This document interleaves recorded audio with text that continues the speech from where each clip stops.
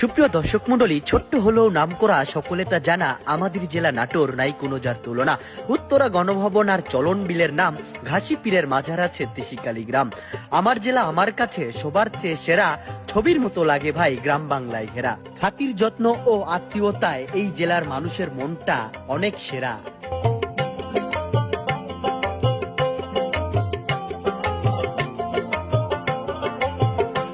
1947 সালে পাকিস্তানের সরকার জমিদারি প্রথা বিলুপ্ত ঘোষণা করার পরে 1952 সালে দীঘাপতিয়ার শেষ রাজা প্রতিভা নাথ রায় সপরিবারে কলকাতায় চলে যান।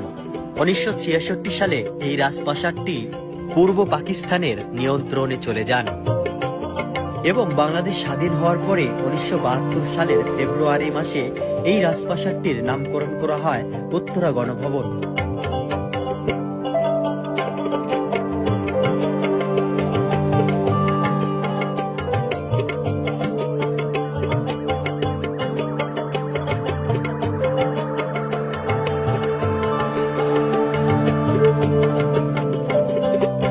দর্শক মন্ডলী, আমাদের নাটোর জেলাটি যেমন ইতিহাসের পাতায় উজ্জ্বল হয়ে উঠেছে রানী ভবানীর কারণে, ঠিক কাব্যরসিকদের মনে স্থান করে নিয়েছে কবি জীবনানন্দ দাশের কাল্পনিক চরিত্র এবং খাদ্যরসিকদের রচনায় নাটোরের কাঁচাগোল্লা প্রবাদে পরিণত হয়েছে।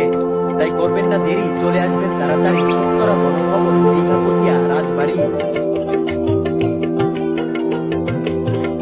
বর্তমানে এই রাজবাড়িতে 4টি বৈশিষ্ট্য সম্পন্ন রাজপ্রাসাদ রয়েছে, যার প্রধান হলো প্রবেশ তরুণ,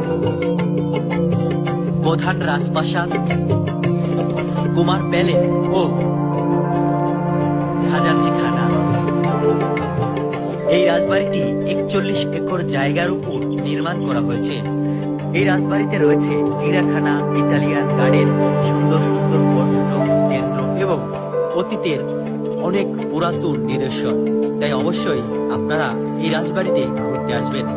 এটি একটি পানির কল, এই পানির কল দিয়ে আগে পানি তোলা হতো।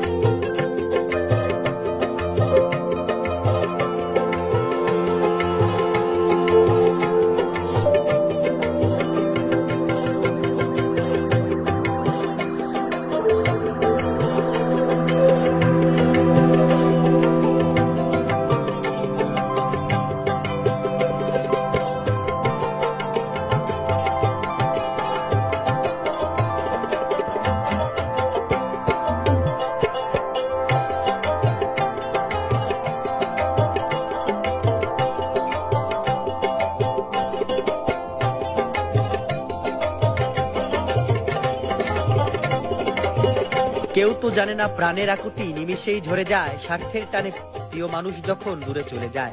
দূরে কিংবা কাছে, শহর কিংবা গ্রামে কিংবা প্রবাস থেকে মোবাইলের স্ক্রিনে ভিডিও দেখছেন, সকলকে আমি একটা কথাই জানাতে চাই, আপনাদের আমি 12 মাসই ভালোবাসি। তাই সুযোগ সময় পেলে ঘুরতে আসবেন আমাদের জেলাতে। এই ভিডিওটি যদি আপনাদের ভালো লাগে তাহলে অবশ্যই লাইক কমেন্ট করে শেয়ার করে দিবেন এবং ভালো থাকবেন, সুস্থ থাকবেন, পরিবারের প্রতি খেয়াল রাখবেন। টাটা, বাই বাই, আল্লাহ হাফেজ।